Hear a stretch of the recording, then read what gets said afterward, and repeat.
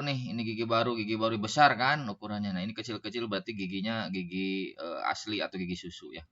Nah, kalau sudah 4 tahun ini begini. Masih ada gigi yang kecil nih satunya. Nah, kalau sudah umur 4 tahun, nah ini giginya besar. Nanti kita cek ya di lapangan. Nah, ini saya sudah mendapat. Assalamualaikum warahmatullahi wabarakatuh. Izinkan saya tampilkan sebuah presentasi mungkin ya terkait gigi punglak, tanda tanyanya. Apakah ini syarat hewan kurban? Jadi memang syarat hewan kurban ini tentunya ada syarat ya, terkait hewannya kan tidak sembarangan ya. Ada memang hewan ternak, artinya peliharaan, bukan hewan buas ya, tapi memang hewan ternak. Makanya di dalam Quran muncul Al-An'am ya, Al-An'am itu surat terkait binatang ternaknya. Nah, yang diperbolehkan untuk ternak itu kan yang diperbolehkan untuk kurban itu kan ini ya nah ini. Jadi ada unta, ada sapi, ada kambing dan domba ya. Sejauh saya kerbau juga bisa ya, kerbau. Sejauh saya pernah baca-baca itu memang 3 hewan ini ya. Kalau di Indonesia mungkin yang favorit ini sapi, kambing, domba dan kerbau.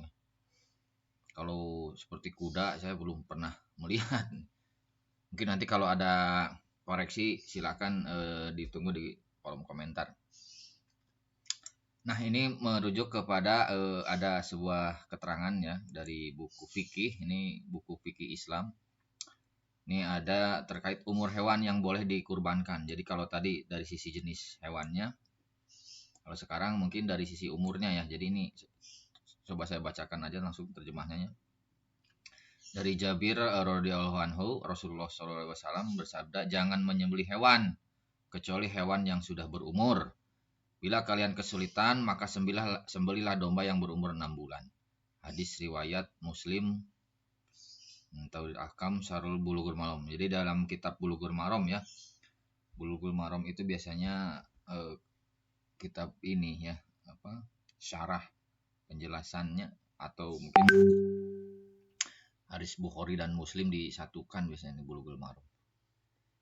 Dalam hadis itu dipesankan hewan yang layak dikurbankan adalah musinah yang sudah berumur. Nah, ini tolong digarisbawahinya. Hewan yang sudah berumur artinya bahasa Arabnya itu musinah. Ya. Kata musinah itu sendiri dari asnan gigi ya. Jadi ada hubungannya dengan gigi ya, musinah itu. Jadi umur itu berkorelasi dengan gigi ya. Jadi ketika kita ingin melihat sejauh berapa tahun usia hewan, itu bisa dilihat dari giginya. Ya. Kalau kita yang memelihara sih bisa mengetahui ya berapa tahunnya. Tapi kalau kita beli hewan itu kan tidak jelas ya. Ini umurnya berapa tahun. Nah, bisa kita lihat dari sisi giginya ya, gigi nih, musinahnya. Yang sudah jatuh gigi seri susunya, tetapi ukuran musinah sudah dijadikan istilah khusus pada kriteria umur hewan. Nah, jadi kriteria umur hewan itu dilihat dari sisi gigi ya. Makanya tak salah saya dalam video ini menampilkan terkait gigi ya, gigi punglak. Apakah syarat hewan kurban? Maksudnya mungkin dari sisi umur. Nah, karena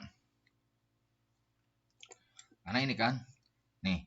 Adapun umur hewan atau musinah yang layak dijadikan hewan kurban adalah, nah ini kalau unta, nah ini unta ini 5 tahun ya, atau memasuki ke 6 tahun. Sepakat seluruh ulama. Jadi ulama ini yang menentukan ya, jadi harus di atas 5 tahun. Adapun sapi ini umur 2 tahun nah, kalau sapi, atau memasuki umur 3 tahun. Jadi 2 ke 3 ya, maksimal minimal 2 tahun.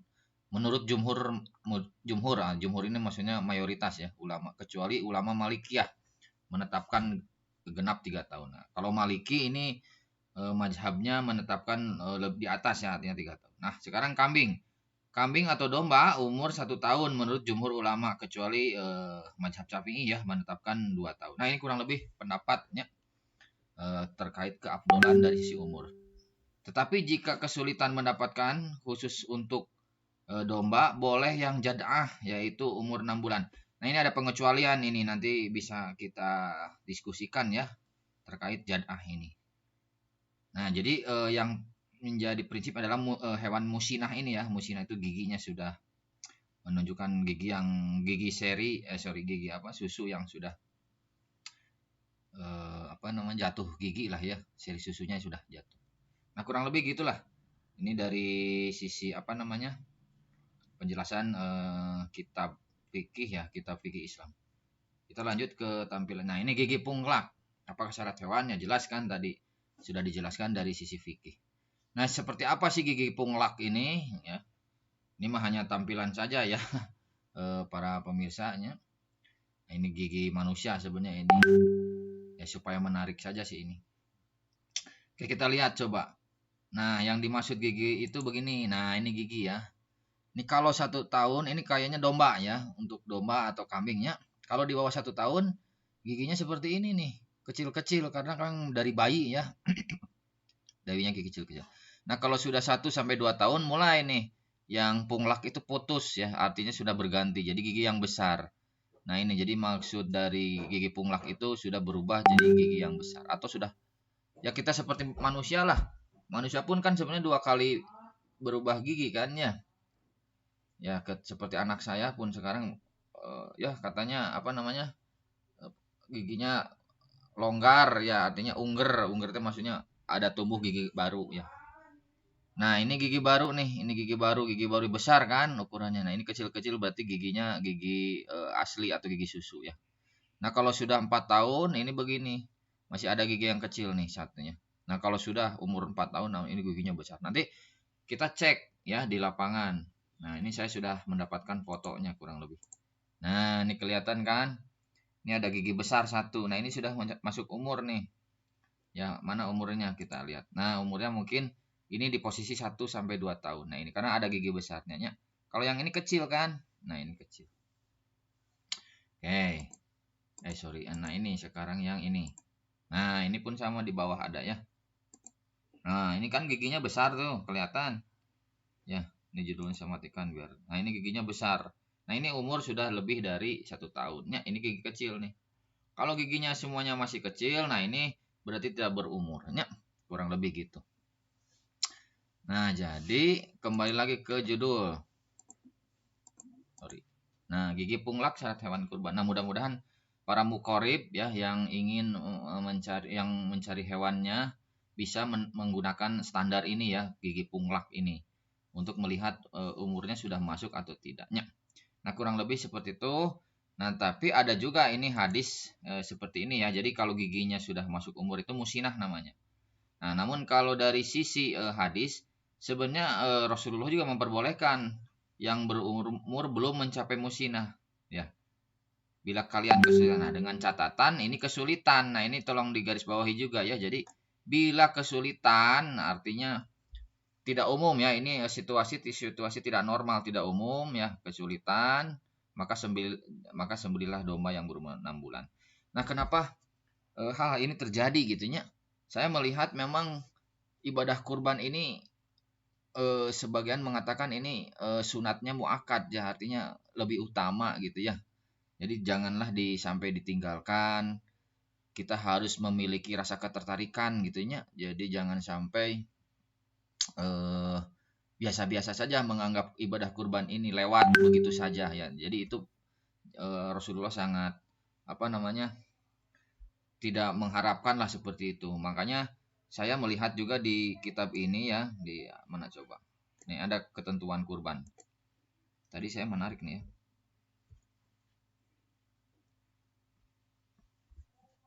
Nah ini ya hukum kurban. Hukum kurban adalah sunat muakkad, sunat yang ditegaskan dan sangat kuat. Ya memang tidak wajib tapi memang ini utamanya jadi jangan sampai disepelekan lah kurang lebih gitu ya.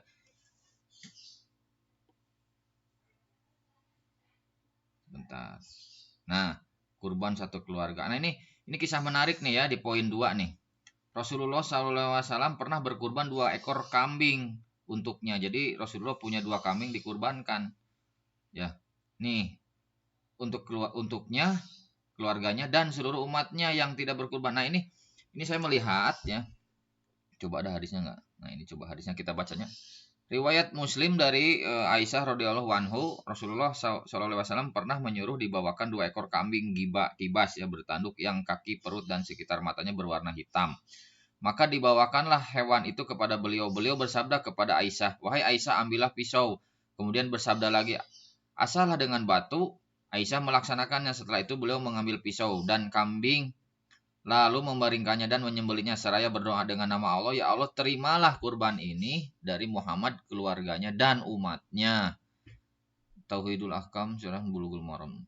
Dicontohkan oleh beliau dengan berkurban 2 ekor kambing untuknya dan untuk keluarga, hanya saja untuk seluruh umatnya yang tidak berkurban adalah kekhususan bagi Nabi Shallallahu Alaihi Wasallam. Nah, jadi ini sangat saking pentingnya ya, Rasulullah melihat umatnya itu takut ya, mungkin ketakutan ya Rasulullah, mereka ada keinginan berkurban tapi tidak mampu mungkinnya, sehingga Rasulullah ingin mengatasnamakan juga umatnya.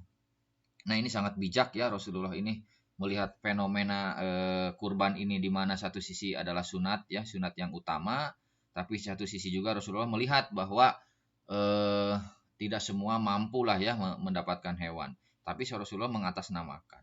Di sini ada benang merah di mana memang jangan sampai dihilangkanlah kita ya sebagai umat Islam ya dengan ujian cobaan ini. Mudah-mudahan tetap yakin ya dan tertarik ya kepada ibadah kurban ini. Ya mungkin bisa dengan menabung atau berencana lah merencanakannya. Mungkin video kali ini saya cukupkan sekian dulu ya. Mohon maaf kalau ada yang tidak berkenan, ada pendapat saya tampung untuk nanti bisa didialogkan. Silakan ditulis di kolom komentar. Assalamualaikum warahmatullahi wabarakatuh.